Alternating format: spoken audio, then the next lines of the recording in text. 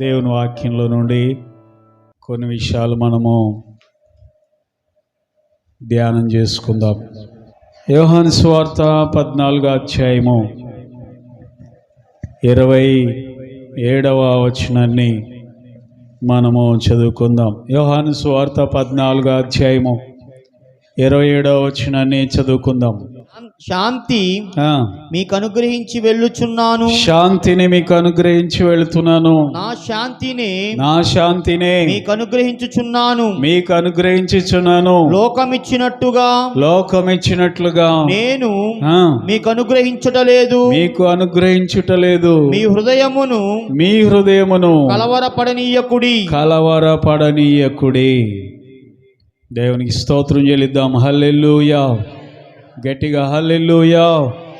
ప్రభు అయిన యేసుక్రీస్తు వారు తన శిష్యులతో చెబుతున్నటువంటి మాటలు మనం ఇక్కడ వింటున్నాం. యేసు ప్రభు వారు ఆయన ఈ లోకంలో 33.5 సంవత్సరాలు మానవునిగా జీవించి, దేవుని బిడ్డలారా, చివరిగా ఆయన శిలువ మరణం పొందబోతున్నాడు అనగా ఆ సమయంలో శిష్యులందరినీ కూడా దగ్గర కూర్చోబెట్టుకుని వారితో ఈ మాటలు చెప్తున్నాడు. ఎందుకంటే శిష్యులందరూ చాలా భయంతో ఉన్నారు, ఆందోళనతో ఉన్నారు. ఎంతకాలం మేము యేసు ప్రభుతో ఉన్నామో, ఎంతకాలం ఆయన చేసిన అద్భుతాలు మేము చూస్తూ వచ్చాం. మరి ఇప్పుడేమో ఆయన నేను వెళ్ళిపోతున్నాను అంటున్నాడు. నిండా కలిపి 33.5 సంవత్సరాలు కూడా లేవు ఆయనకి. కానీ ఇప్పుడు నేను వెళ్ళిపోతున్నాను అంటున్నాడు యేసు ప్రభు. ఆయన వెళ్ళిపోతే మన పరిస్థితి ఏంటి? మన దిక్కెవరు? మనకు అండ ఎవరు? మనం ఏమైపోవాలి అని ప్రియులారా వాళ్ళందరూ కూడా భయపడిపోతున్నారు, కలవరపడిపోతున్నటువంటి ఆ శిష్యులను చూసి ప్రభు అంటున్నాడు కదా, ఇదిగో పేతురు, ఆంద్రేయ, మీ హృదయములను కలవరపడనీయొద్దు, మీరు భయపడొద్దు, నా శాంతిని నేను మీకు అనుగ్రహిస్తున్నాను అని ప్రభు వారితో మాట్లాడుతున్నాడు. వారిని బలపరుస్తున్నాడు, ప్రభు వారిని ప్రోత్సహిస్తున్నాడు. దేవుని బిడ్డలారా, ఈ రోజున మనము కూడా అనేక విషయాల్లో భయము చెందుతూ ఉంటాం, కలవరపడుతూ ఉంటాము. మనకు కలిగే రకరకాలైనటువంటి సమస్యలను బట్టి ప్రియులారా కలవరపడిపోతూ ఉంటాము. పెళ్ళి అవట్లేదని కలవరం కావచ్చు, ఆరోగ్యం దెబ్బతినిపోతుంది, ఎంతకాలం బ్రతుకుతానో ఏంటో అనే కలవరం కావచ్చు, ఆర్థిక ఇబ్బందులు ఎక్కువైపోతున్నాయి, వడ్డీల మీద వడ్డీలు పెరిగిపోతున్నాయి, అప్పులు పెరిగిపోతున్నాయి అనే కలవరం కావచ్చు, బిడ్డలు పుట్టరేమో అనేటటువంటి భయము, ఆందోళన కావచ్చు. ఈరోజు మన జీవితాల్లో కూడా రకరకాలైన భయాలు, కలవరాలు మనుషుల్ని వేధిస్తూ ఉన్నాయి. దేవుని బిడ్డలారా, ఎలాంటి మనతో కూడా యేసయ్య అంటున్నాడు, మీ హృదయములను కలవరపడనివద్దు, భయపడవద్దు, భయము చెందొద్దు అని దేవుడు ఇక్కడ మాట్లాడుతూ ఉన్నాడు. దేవుని బిడ్డలారా, ఈ రోజున పిల్లలను కూడా మనం చూస్తే, 10th క్లాస్ పిల్లలు లేదా ఇంటర్మీడియట్ పిల్లలు మనం చూస్తే వాళ్ళలో కూడా ఒక రకమైన భయము, కలవరం అనేది మొదలైంది.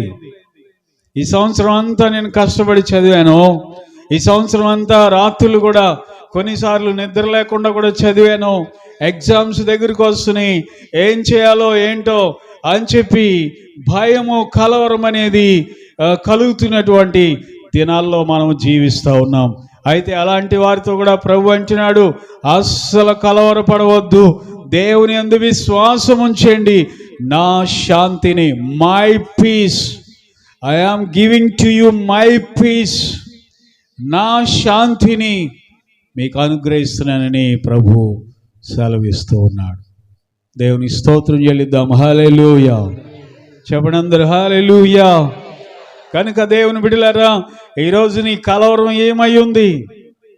ఈరోజు ఒక 2 పిల్లలు గ్రూప్ 2 ఎగ్జామ్ రాయడానికి వెళ్ళారు. పాపం వాళ్ళు కూడా రాత్రి అంతా టెన్షన్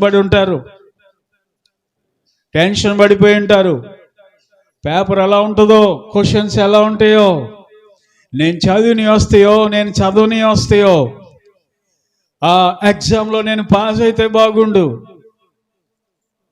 నేను ఒక మంచి జాబ్ తెచ్చుకుంటే బాగుండు అని ఎంతో కలవరము.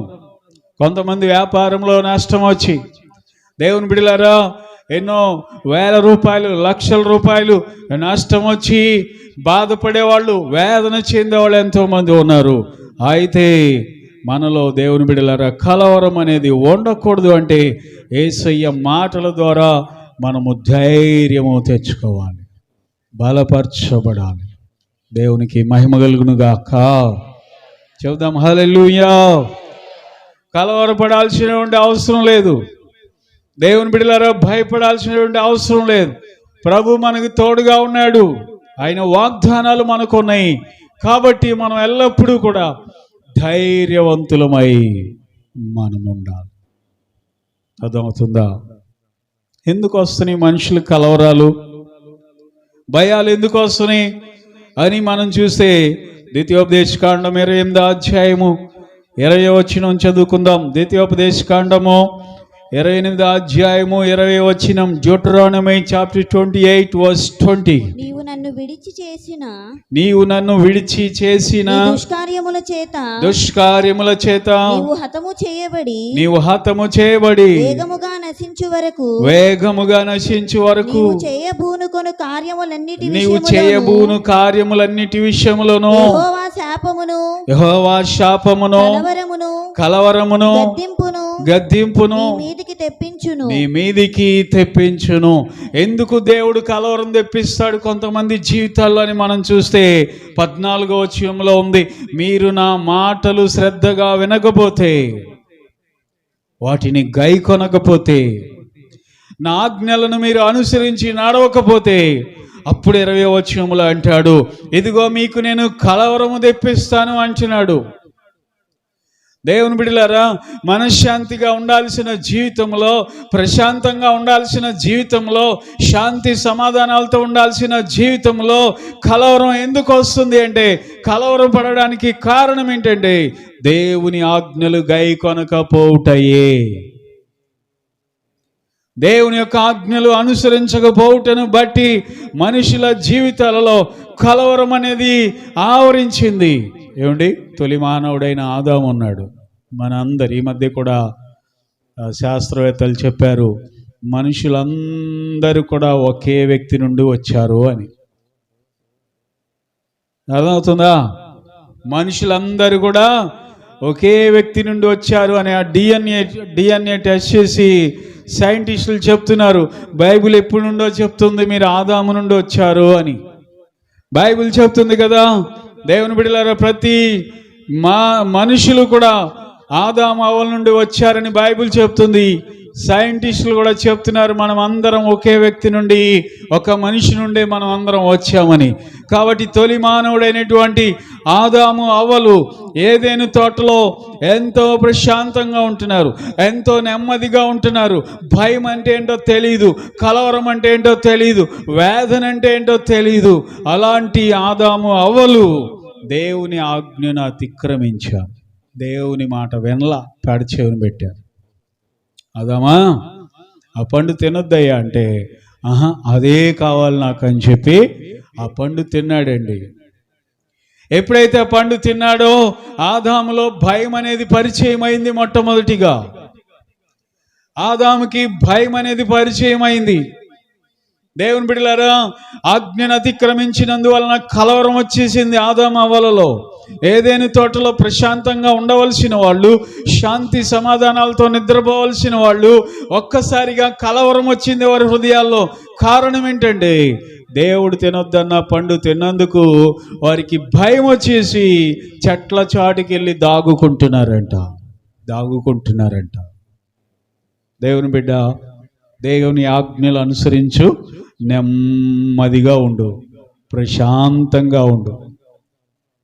ఆయన ఆజ్ఞలను అనుసరించి నడుచుకో, నెమ్మది కలిగి జీవించు, ప్రతి కలవరం నుండి తప్పించుకో. ఆయన ఆజ్ఞల ప్రకారంగా నువ్వు నడుచుకుంటే దేవుని బిడ్డ, దేవుడు నీ జీవితంలో కలవరములన్నీ తొలగించునుగాక. హల్లెలూయా. దేవుడు మీకు నెమ్మదిని దయచేయునుగాక, ప్రశాంతతను అనుగ్రహించునుగాక. దేవుడు అంటున్నాడు, భయపడొద్దు, కలవరపడు. కాబట్టి ఎందుకు ఈ కలవరం మనుషుల్లో వచ్చిందంటే దేవుని యొక్క ఆజ్ఞలను గైకొనకపోవుట వలన సౌలులో కూడా కలవరం వచ్చిందంట. చదవండి, సౌలులో రాజు అయినటువంటి సౌలులో కలవరం వచ్చేసింది. ఆయన మనసులో భయకంపితుడైపోయాడు. 1 సమూయేలు గ్రంథం 28వ అధ్యాయము 21వ వచనముల మాట మనం చూస్తాం. 1 సమూయేలు గ్రంథం 28:21. అప్పుడు ఆ స్త్రీ సౌలు దగ్గరకు వచ్చి అతడు బహుగా కలవరపడుట చూచి ఏలినవాడా, నీ దాసినైన నేను నీ ఆజ్ఞకు లోబడి. ఎందోరు స్త్రీ అంటుంది, అయ్యా నీ దాసినైన నేను నీ ఆజ్ఞకు లోబడే ప్రాణము నా చేతిలో పెట్టుకొని నీవు నాతో సెలవిచ్చిన మాటలను విని. నా ప్రాణము నా చేతిలో పెట్టుకొని అయ్యా నువ్వు సెలవిచ్చిన మాట విని అలా చేశానయ్యా. ఆ సమయంలో ఏమైపోతున్నాడంట, ధైర్యంగా ఉండాల్సిన రాజు. ఏమండి, అందరూ తల పైకెత్తండి. ఒక సైన్యానికి ముందు నడుస్తున్న రాజు ఎలా ఉండాలి? హలో,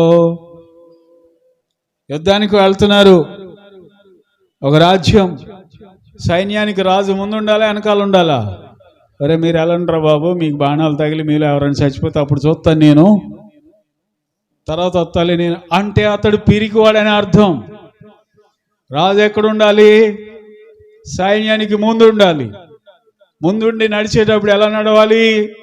ధైర్యంగా టీవీగా నడవాలి. ఎలా నడవాలి? రాజుగారు సైన్యం ముందు టీవీకి ఎలా నడుస్తున్నాడు అనుకోండి, సైన్యానికి ఎక్కలేందే, అరే చూడరా మన రాజు ఎలా నడుస్తున్నాడో, మనకేంట్రా అనే ధైర్యం. అంతేగాని పిరికొళ్ళగా అమ్మో ఎటు నుండి వస్తున్నాడు ఆయన ఎట్లా భయం నడుస్తున్నాడు అనుకోండి రాజుగారు, వెనకాల ఉన్న వాళ్ళు కూడా ఏం కలుగుతుంది? అరే మన పని అయిపోతుందిరా, రాజుగారే భయపడుతున్నాడు, ఆఫ్టర్ ఆల్ మనం ఎంతరా అని చెప్పి భయపడిపోతాం. సైనికులు భయపడిపోతారు. సో రాజు అనేవాడు ధైర్యంగా ఉండాలి. కానీ సౌలు రాజు యొక్క జీవితంలో ఒకానొక సమయంలో అలా లేడు. కలవరం వచ్చేసింది, భయం వచ్చేసింది, ఆందోళన వచ్చేసింది.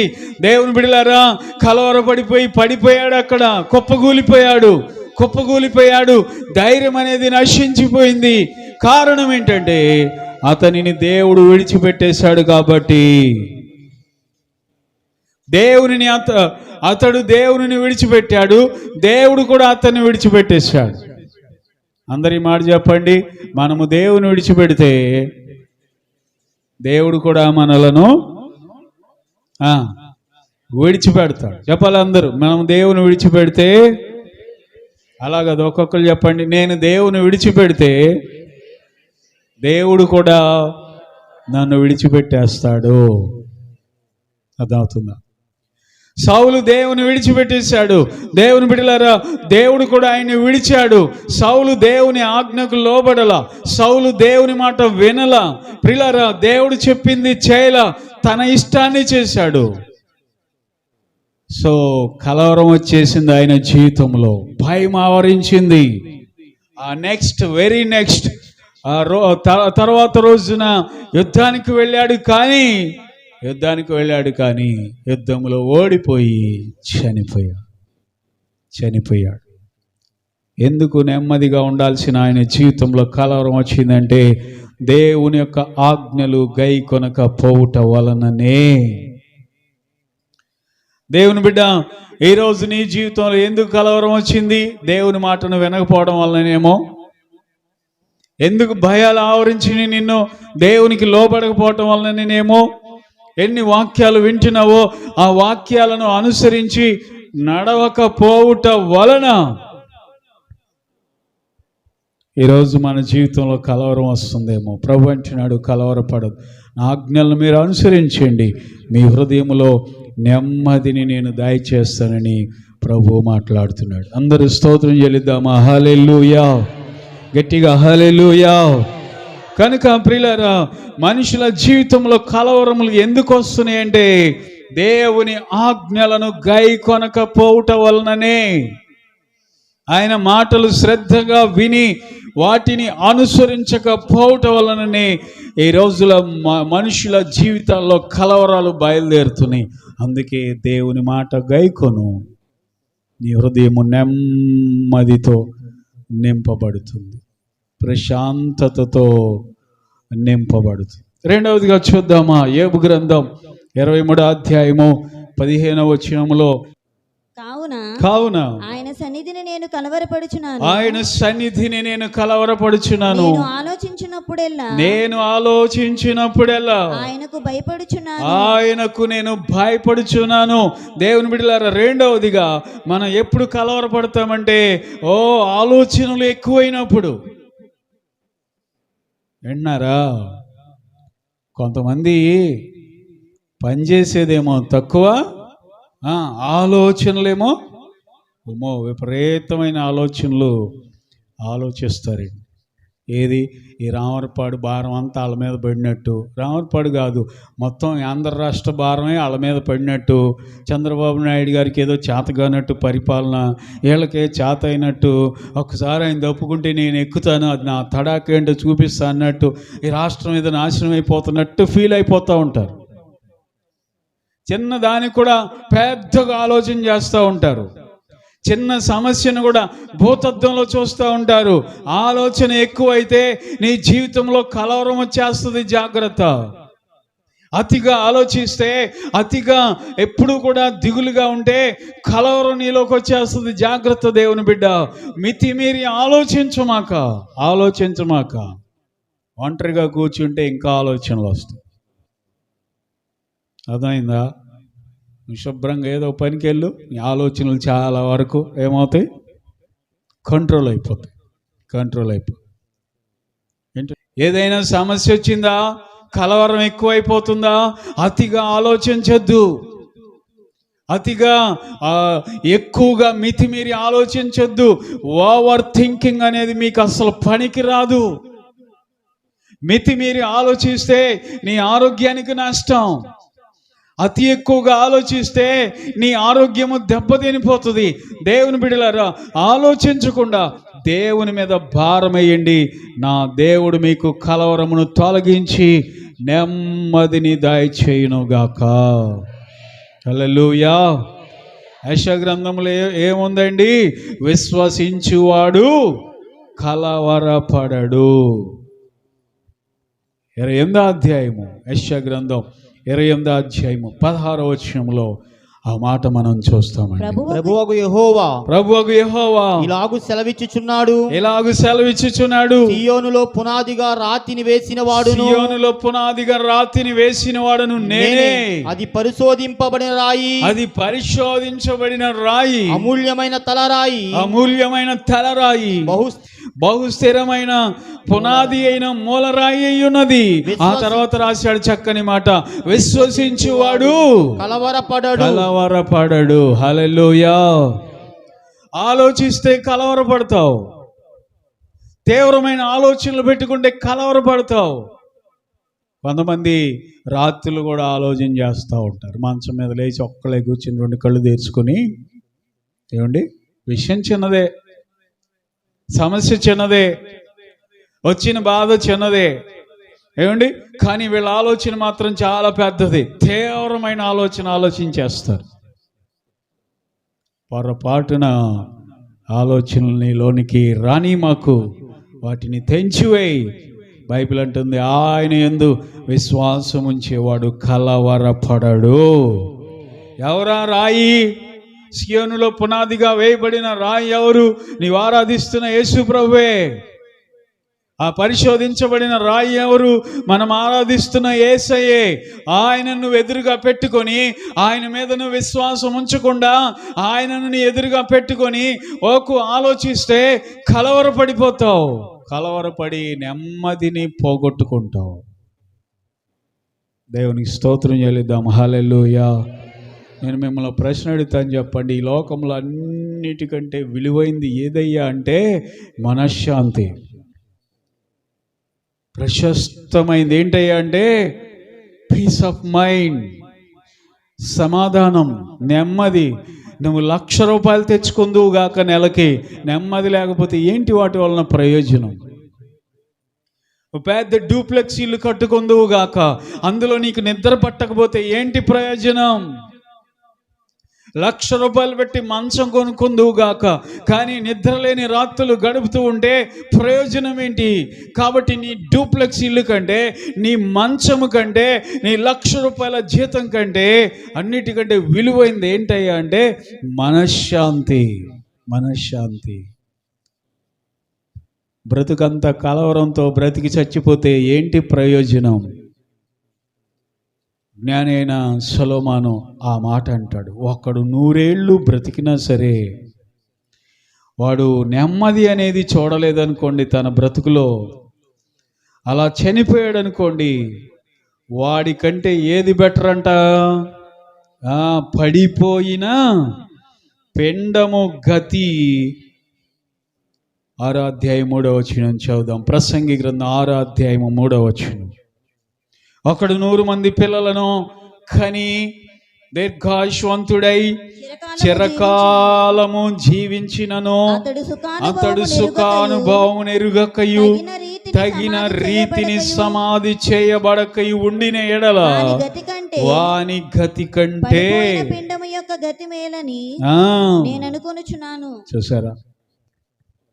100 ఏళ్ళు చిరకాలము బ్రతికి సుఖమే లేకపోతే, నెమ్మది లేకపోతే, మనస్సులో శాంతి లేకపోతే, కలవరముతో బ్రతికి చచ్చిపోతే, వాడు అన్ని సంవత్సరాలు బ్రతికే కంటే ఇంకా భూమి మీద కన్నులు తెరవకుండా పడిపోయిన చచ్చిపోయిన పిండం ఉందే, ఆ పిండము గతి మేలు కదా అని జ్ఞాని అయినటువంటి సొలొమోను అంటున్నాడు. కనుక దేవుని బిడ్డలారా, ఏ ఆలోచనలు మీలో కలవరాన్ని కలిగిస్తున్నాయి? ఏ చింత మీ జీవితంలో కలవరాన్ని కలిగిస్తున్నాయి? ఆ చింత, ఆ యొక్క ఆలోచనలు అన్నీ కూడా నజరేయుడైన యేసు నామములో ఈ ఉదయకాల సమయంలో తొలగిపోవునుగాక. మిమ్ములను కలవరపరిచే ప్రతి దిగులు, ప్రతి ఆలోచన మిమ్ములను విడిచిపెట్టునుగాక. హల్లెలూయా. కనుక దేవుని బిడ్డలారా, ఈరోజు మనలో కలవరం కలిగించేది ఏంటంటే ఆలోచనలు. ఏమైపోద్దు? కొంతమంది అండి మరి తీవ్రంగా ఆలోచిస్తారు. చిన్న విషయాన్ని కూడా మరి ఎక్కువగా ఆలోచించేసి ఆరోగ్యాన్ని పాడు చేసేసుకుంటారు. షుగర్ వచ్చిందనుకోండి, అమ్మో వచ్చింది, ఇది నన్ను ఏం చేస్తుందో. అర్థమవుతుందా? బీపీ వచ్చిందనుకోండి, పాపం అంతకుముందు వాళ్ళకి బీపీ లేదు, ఇవాళ డాక్టర్ గారు బీపీ వచ్చిందని చెప్పాడు. ఇక ఎట్ట వస్తారంటే హాస్పిటల్ నుండి ఇంటికి, ఇక వాళ్ళని అసలు మనం చూడలేం, వాళ్ళ మొఖాలు అసలు చూడలేం. దేవుని బిడ్డలారా, తీవ్రంగా మనం ఏది కూడా ఆలోచించకూడదు. దేవుని యందు మనం విశ్వాసం ఉంచితే దేవుడు మనకు నెమ్మదిని అనుగ్రహించును గాక. హల్లెలూయా. మూడవదిగా చూద్దామా? యెషయా గ్రంథం 21వ అధ్యాయము 4వ వచనంలో ఉంది కదా, ఇంకా కలవరం అనేది మనుషులకు ఎందుకు వస్తుందయ్యా అనంటే, నా గుండె తటతట కొట్టుకొనుచున్నది, మహాభయము నన్ను కలవరపరచుచున్నది. మహాభయము నన్ను ఏం చేస్తుందంట? కలవరపరచుచున్నది. నాకు ఇష్టమైన సంధ్య వేళ నాకు భీకరమాయెను. దేవుని బిడ్డలారా, ఒకటి, దేవుని ఆజ్ఞలు గాయకొనకపోతే మన జీవితంలో కలవరం వచ్చేస్తుంది. రెండవదిగా, ఆలోచనలు అధికంగా ఉంటే మనం కలవరపడిపోయేవారుగా ఉంటాము. మూడవదిగా, మన జీవితంలో మహాభయములు వస్తాయి. అంటే భయము వేరు, చెప్పండి, మహాభయము వేరు. మీకు అర్థం అవడానికి చెప్తాను. ఇప్పుడు మనం అందరం ఇక్కడ ఉన్నాం, మనందరికీ ఒకే సమస్య వచ్చిందనుకోండి, భయపడేవాళ్ళు ఉంటారు, మరీ విపరీతంగా భయపడేవాళ్ళు. ఉదాహరణ చెప్పిన మీకు అర్థం కావడానికి, ఆ మధ్య కొన్నాళ్ళ క్రితం ఇలాగే 10th క్లాస్ ఎగ్జామ్స్ వచ్చినాయి. 10th క్లాస్ ఎగ్జామ్స్లో సాధారణంగా భయపడే వాళ్ళు ఉంటారు, ఇంకా బాగా ఎక్కువగా భయపడిపోయే వాళ్ళు ఉంటారు. ఇక రాత్రి నిద్ర పడితే వాళ్ళకి రేపు ఎగ్జామ్ అనగా ఈ రాత్రి కొంతమంది దర్జాగా నిద్రపోతారు పిల్లలు. రాత్రి రాద్దాం లేకపోతే లేదు ఏంటంట అన్నట్టుగా నిద్రపోతారు. ఒక్కొక్కడు ఉంటాడు అసలు జగమొండి, ఎగ్జామ్ టైం అవుతుంది లేకరా టైం అవుతుంది లెగుతాలే అంటాడు. ఒకళ్ళు అట్లా కాదు, రాత్రి అంతా పాపం అసలు నిద్రపోరు. అలాగే ఆ మధ్య ఒకసారి ఇలాగే 10th క్లాస్ ఎగ్జామ్స్ వస్తే దేవుని బిడ్డలారా ఓ పిల్ల ఒకటో రెండో ఎగ్జామ్ బాగానే రాసింది. 3వ రోజు అనుకుంటా, బహుశా ఏ ఎగ్జామ్ అదంటే భయం అనుకుంటా ఆ పిల్లకి. రాత్రి అంతా టెన్షన్ పడిపోయి ఆలోచన ఎక్కువైపోయి బాగా భయం వచ్చేసి తెల్లారేపాటికి కళ్ళు తిరిగి పడిపోయింది. ఎగ్జామ్ రాయడానికి వెళ్ళాలనగా కళ్ళు తిరిగి పడిపోయింది. ఏం చేశారు తెలుసా? సెలైన్ పెట్టించి పిల్లకి మళ్ళీ వెంటనే ఎగ్జామ్ తీసుకెళ్ళారు. అప్పటికప్పుడు సెలైన్ పెట్టించి చేతికి అది ఉండగానే ఏంటది సూది ఉండగానే నేనైతే కనుక వద్దు, నువ్వు అసలు ఎగ్జామ్ వద్దు, ఏమొద్దు, నువ్వు ఆరోగ్యంగా ఉంటే చాలు, ఆగిపో అనేవాడిని. ఇది కాదు ఇంకోటి ఏదైనా నేర్చుకుంది, కానీ నాకు జాలు ఎక్కువ పిల్లలంటే. స్కూల్ ఏదేం లేదు, వెళ్ళమక్క అనేవాడిని. వాళ్ళ తండ్రి మామూలుడు కాదు, కఠినాత్ముడు అనమాట. నువ్వు రాయాల్సిందే అన్నాడు. ఏమండి, గుండెకి చచ్చిపోతే ఏంటి పరిస్థితి? సెలైన్ పెట్టించి పాపం పంపించాడు. రాసింది, పాస్ అయింది దేవుడి దయ వల్ల. ప్రతి ఎగ్జామ్ కూడా భయంతోనే రాసింది. ఎందుకు చెప్తున్నానంటే మహాభయం అనేది మనలో కలవరాన్ని కలిగిస్తుంది. దేవుని బిడ్డలారా, చిన్న విషయానికి నువ్వు అతిగా భయపడుతున్నావంటే కలవరాన్ని కలిగిస్తుంది. ప్రతి భయమును యేసు నామములో జయించు. దేవుడు నీకు నిబ్బరమును దయచేయునుగాక. హల్లెలూయా. భయపడేవాళ్ళు ప్రియులారా విజయం పొందగలిగి ఉండి కూడా పొందలేరు. విజయం వాళ్ళ ముందు ఉంటుంది, కానీ చేతులారా వదిలేసుకుంటారు దాన్ని. సౌలు రాజు భయపడ్డాడు గొలియాతు మీదకి. సౌలు వెళ్ళినా జయించేవాడే గొలియాతుని. ఎందుకని? గొలియాతు సున్నతి లేనివాడు. సౌలు వెళ్ళినా దేవుడు జయమిచ్చేవాడే. కానీ భయము చేత సౌలు వెళ్ళలా. సౌలు వెళ్ళి గెలిచినట్లయితే ఆయన పేరు మారుమోగిపోయేది. అరే, మన రాజు మామూలోడు కాదురా అని చెప్పి. వింటున్నారా? కానీ భయం అనేది గొప్ప విజయాన్ని దూరం చేసింది ఆయనకి. ఈరోజు నువ్వు కూడా భయపడి ఎన్నో చేయగలిగి ఉండి కూడా నువ్వు చేయట్లేదేమో. భయాన్ని వదిలేయి, క్రీస్తునందు ధైర్యంగా ఉండు. ఎన్నో జయాలు దేవుడు నీకు దయచేయునుగాక. హల్లెలూయా. గట్టిగా హల్లెలూయా. అతి భయాన్ని విడిచిపెట్టు, పెరిగితనాన్ని విడిచిపెట్టు, ధైర్యాన్ని సంపాదించుకో. దేవుడిని అడుగు, దేవుడిస్తాడు. అర్థమవుతుందా? ప్రభువుని అడుగు. దేవుడి ఉదయకాల సమయంలో నీకు గొప్ప ధైర్యమును ప్రభు దయచేయునుగాక. ఇంకో మాట చెప్పాలంటే ఈ అతి భయం అనేది ఎలా వస్తుందో చెప్పనా?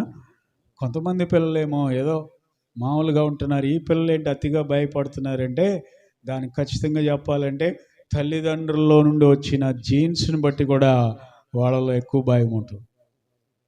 వాళ్ళ ఇంట్లో తల్లిలో తండ్రో ఎవరో మొత్తానికి బాగా భయం ఎక్కువ వాళ్ళకి. ప్రతి దానికి హైపర్ టెన్షన్ ఎక్కువ.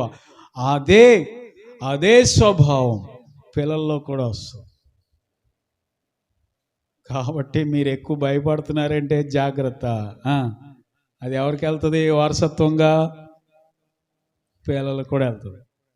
అర్థమవుతుందా? ప్రభువుని బట్టి ధైర్యంగా జీవించండి. మీ పిల్లలను కూడా దేవుడు బహుధైర్యవంతులుగా చేయునుగాక. హల్లెలూయా. ప్రతి కలవరమును తొలగించువాడు యేసయ్య మాత్రమే. ప్రతి భయమును తీసివేయవాడు ప్రభు మాత్రమే. దేవుని బిడ్డ, ఆయనతో నువ్వు సహవాసము చేయగలిగితే నా దేవుడు గొప్ప ధైర్యముతో ఆయన నిన్ను నింపునుగాక. హల్లెలూయా. ఎందుకు కలవరపడాలి? యేసయ్య అంటున్నాడు, కలవరపడవద్దు, కలవరపడవద్దు, ధైర్యముగా మీరుండండి అని ప్రభు మనకి సెలవిస్తూ ఉన్నాడు. నా శాంతిని మీకు అనుగ్రహిస్తున్నాను అంటున్నాడు. 26వ అధ్యాయంలో ఉంది కదా యెషయా గ్రంథము, 26వ అధ్యాయము చూడండి, 3వ వచనం చూడండి.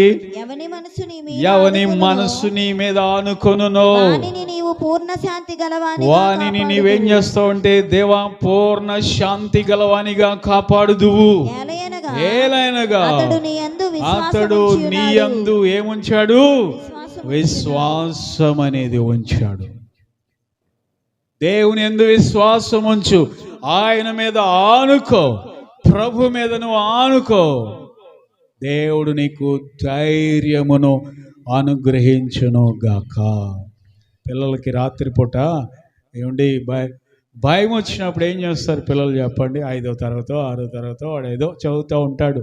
రాత్రి వేళ వాడికి ఏదో పీడకలు వచ్చో ఏదో మొత్తానికి ఒక్కసారిగా భయం వచ్చేస్తుంది. ఏం చేస్తాడండి? వెంటనే వాడు కాలు తీసి తల్లి మీద వేస్తాడు, వేసి అప్పుడు నిబ్బరంగా పడుకుంటాడు. అంటే అర్థం ఏంటంటే, మా అమ్మ ఉందలే నా పక్కన, మా డాడీ ఉన్నాడులే నా పక్కన అని చెప్పి ధైర్యంగా ఉంటారు. దేవుని మీద ఆనుకోవడం అంటే అదే. అలాగునా నాకు దేవుడు ఉన్నాడులే అని చెప్పి దేవుని బిడ్డలారా మనము ధైర్యంగా ఆయన మీద ఆనుకోగలిగితే మన ప్రతి కలవరమును దేవుడు తొలగించును గాక. చెప్దామా హల్లెలూయా. కాబట్టి ఉదయకాల సమయంలో ఎలాంటి కలవరముతో నీవు వచ్చావు? ఎలాంటి భయం ఆందోళనలతో నీవు వచ్చావు? పోలీస్ కేసుల, కోర్టు సమస్యల, ఆర్థిక ఇబ్బందుల, మనుషుల ద్వారా భయాల, శత్రువుల భయాల, దేవుని బిడ్డ నిశ్చయముగా వాటి నుండి దేవుడు నిన్ను విడిపించి నెమ్మదిని దయచేయునుగాక. యేసయ్య అంటున్నాడు, నా శాంతినే మీకు ఇస్తున్నానంట. లోకములో దొరికినట్టు కాదు, లోకం మీకు ఇచ్చినట్లు నేను ఇవ్వట్లేదు. నా శాంతిని మీకు నేను అనుగ్రహిస్తున్నానని ప్రభు మాట్లాడుతూ ఉన్నాడు. దేవుని బిడ్డలారా, ఈరోజు మనం ప్రతి కలవరము తొలగిపోవాలి, నెమ్మదిగా మనం జీవించాలి, ప్రశాంతమైనటువంటి బ్రతకాలని దేవుడు కోరుకుంటా ఉన్నాడు. ఇంకా కలవరాలు ఎందుకు వస్తాయి మన జీవితంలో అంటే, కొన్ని మనము ప్రియులారా మన చేతులారా మనం తెచ్చుకుంటాం. చూడండి హెబ్రీ పత్రిక 12వ అధ్యాయము 15వ వచనాన్ని చదువుకుందాం. హెబ్రీలకు రాసిన పత్రిక 12వ అధ్యాయం 15వ వచనం. మీలో ఎవడైనను దేవుని కృపను పొందకుండా తప్పిపోవునేమో అని చేదైన వేరు ఏదైనా మొలచి కలవరపరచుట వలన అనేకులు అపవిత్రులైపోదురేమో అని పూట కూటి కొరకు తన జ్యేష్ఠత్వపు హక్కును అమ్మివేసిన ఏశావు వంటి భ్రష్టుడైనను వ్యభిచారి అయినను ఉండునేమో అని జాగ్రత్తగా చూసుకోండి.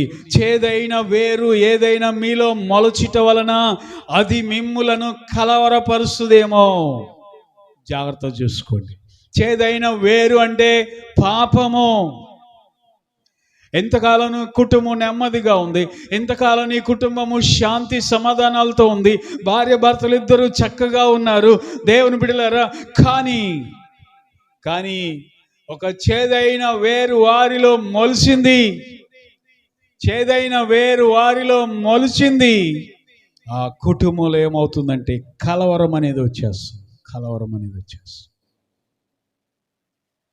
అర్థమవుతుందండి? ఆమేన్, హల్లెలూయా. దావీదు ఎలాంటి వాడండి? విజయ వీరుడు. వెళ్ళిన ప్రతి యుద్ధంలో కూడా జయం పొందేవాడు. ప్రతి యుద్ధంలో, ప్రతి పోరాటంలో దేవుడు జయమిచ్చాడు, నెమ్మది ఇచ్చాడు. ఇక తర్వాత ఎలా ఉండేది అంటే ఆయన పని, కొన్ని యుద్ధాలకు ఆయన వెళ్లకుండానే సైన్యమే వెళ్ళి జయించుకుని వచ్చేసేవాడు. ఆయన రాకుండానే అంత బలమైన వ్యక్తిగా దేవుడు అని. కానీ ఒకానొక సమయంలో ఆయన జీవితంలో చేదైన ఆలోచన మొలిచింది. చూడకూడనిది చూశాడు, చేయకూడని కార్యం చేశాడు.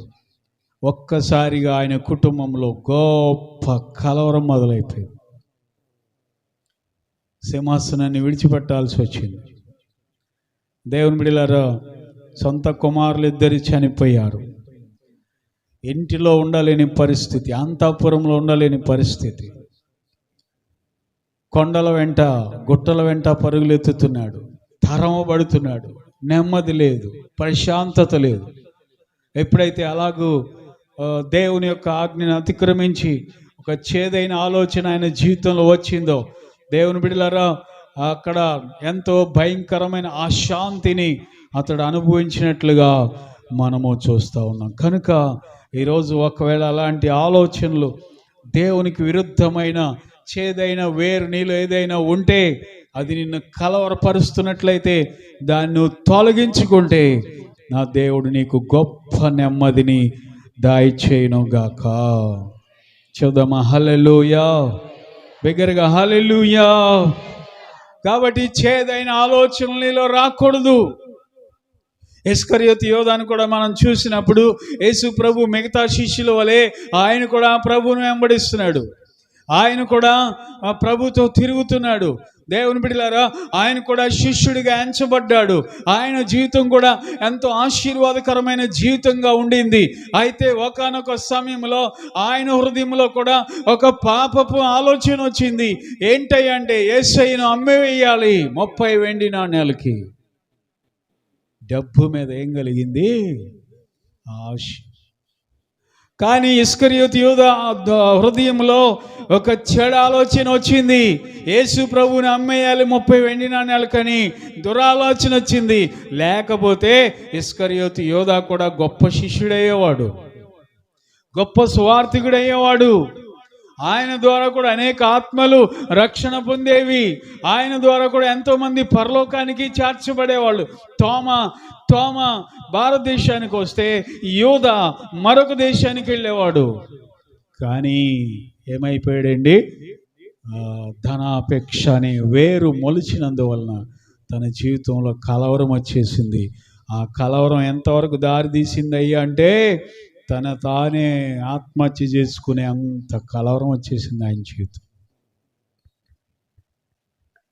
దేవునికి మహిమ కలుగును గాక. హల్లెలూయా. చెప్పండి అందరూ హల్లెలూయా. కనుక ఈరోజు నీలో ఏదైనా అలాంటి చేదైన వేరు మలుస్తుంటే దాన్ని కట్ చేయి. అది ధనాపేక్ష కావచ్చు, శరీర కోరికలు కావచ్చు, ఈ లోక సంబంధమైన ఆశలు కావచ్చు, ఏదైనా సరే దాన్ని తుంచివేయి. నీ కుటుంబము నెమ్మదిగా ఉండునుగాక. అదేగా మనకు కావాల్సింది.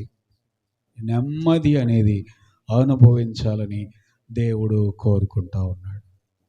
చివరిగా మరొకటి మనం చూస్తే, ఇంకా మనుషుల జీవితంలో ఎందుకు కలవరం వస్తుంది అంటే అసూయ వలన కూడా కలవరం వస్తుందంటే. ఇతరులను చూసి అసూయ పడితే కూడా మనుషులు ఏమొస్తుంది?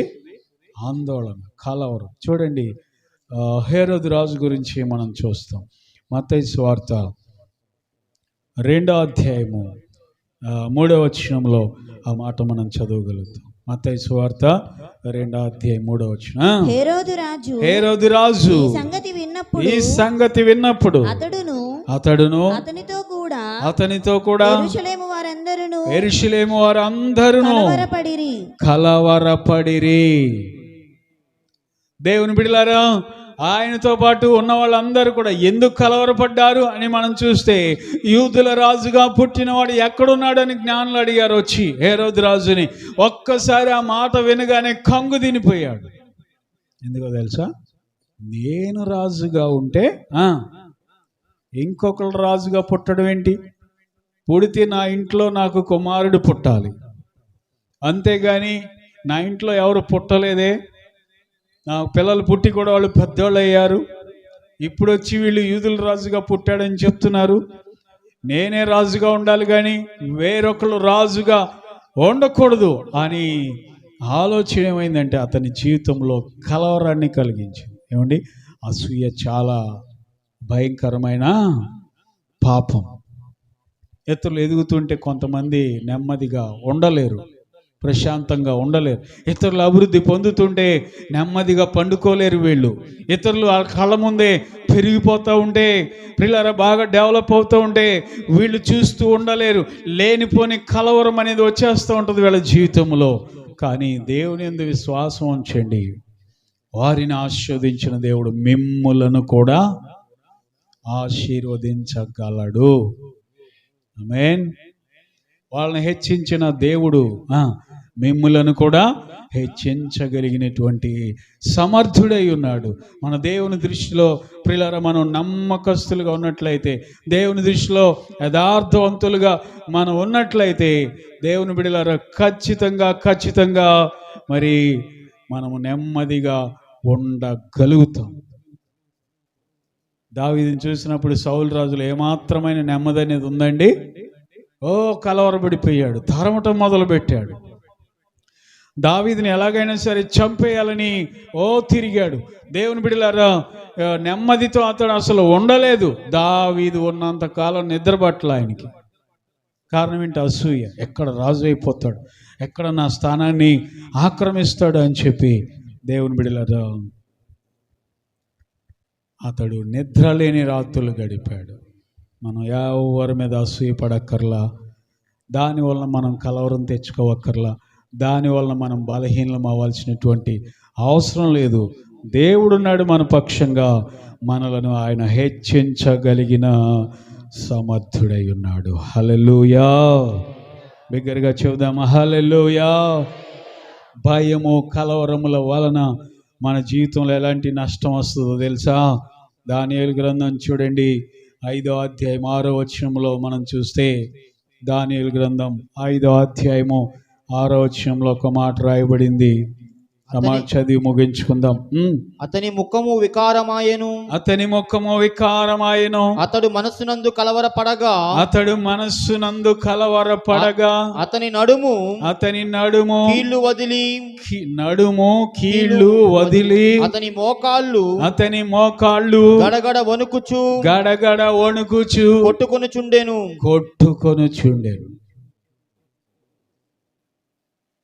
చూడండి, కలవరం వలన ఒక వ్యక్తిలో కలిగిన అనారోగ్యాలు చూడండి. భయము వలన ఒక వ్యక్తిలో కలిగిన అనారోగ్యాలు ఎలా ఉన్నాయో చూడండి. అతని ముఖం ఏమైపోయిందంట? వికారమైపోయింది. కలవరం వలన, భయం వలన ఇంకా జరిగే నష్టం ఏంటి? మోకాళ్ళు లూజ్ అయిపోతాయంట, నడుము వెన్నెముక లూజ్ అయిపోతుందంట. చూడండి, భయం వలన కలిగే అనారోగ్యం చూడండి. శరీరంలో బోల్ట్లన్నీ లూజ్ అయిపోతాయంట, నువ్వు ఇక నడవలేక నడుస్తావంట. ముఖం వికారం అయిపోతుంది, మోకాళ్ళు నడుము కూడా ప్రియులారా కీళ్ళన్నీ వదిలిపోతాయంట. దేవుని బిడ్డలారా, అంటే దాని అర్థం ఏంటంటే శరీరము బలహీనమైపోతుంది. ఈ మాట గుర్తుపెట్టుకోండి. మీలోకి కలవరం వచ్చడం వలన, భయం వచ్చడం వలన ఎన్ని అనారోగ్య సమస్యలు చూడండి. దేవుని బిడ్డ ఆరోగ్యంగా ఉండాలంటే భయములు విడిచిపెట్టు. భయము విడిచిపెట్టాలంటే దేవుని మీద ఆనుకో, దేవుని మీద ఆధారపడు. దేవుని బిడ్డ, దేవుడు ప్రభు అంటున్నాడు, నా శాంతిని మీకు నేను ఇస్తున్నానంటే. యేసయ్యలో ఏముందండి? శాంతి అనేది ఉంది. కలవరం లేదు ఆయనలో, గలిబిలి అనేది లేదు ఆయనలో. ఈరోజు నీ జీవితంలో గలిబిలి ఉందా? ప్రభు మీద ఆనుకో, యేసయ్య మీద ఆనుకో. నా దేవుడు నీకు నిండు శాంతిని నీ హృదయములో దయచేయును గాక.